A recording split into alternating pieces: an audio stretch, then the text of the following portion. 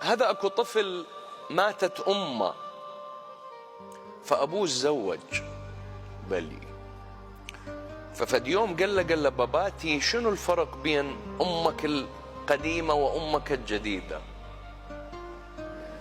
طفل تبسم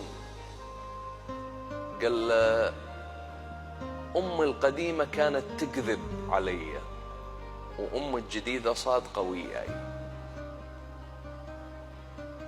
الاب داخ كلامه قال له شلون باباتي؟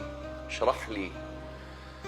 قال له امي القديمه كانت تقول لي اذا سويت غلط ما انطيك اكل، بس انا ادري بداخلها مدى تحكي الصدق، تروح تدور علي بالفروع لو تلقاني ويا اصدقائي وتجيب اللفه وتحطها بيدي وتقول لي اكل.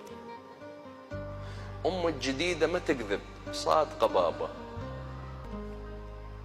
قالت لي اذا سويت اذيه ما انطيك اكل، وما انطتني اكل صار لي يومين جوعان ما طاب شي ببطني. فبكى الاب كلش، قال له صدقت بني، حضن الام لا يتكرر. الله،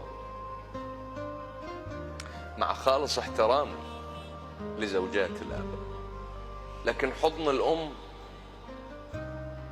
من الأشياء اللي ما تتكرر، مستحيل أن يتكرر. إيش قد ما تحاول زوجتك أن تعوضك تنطيك من حنان، زوجة أيضا تكون هي في مقام الأم، بس ما تقدر أبدا، يبقى ذاك الحضن إلى غير طعم، إلى غير شيء. وصلت الفكرة لو بعد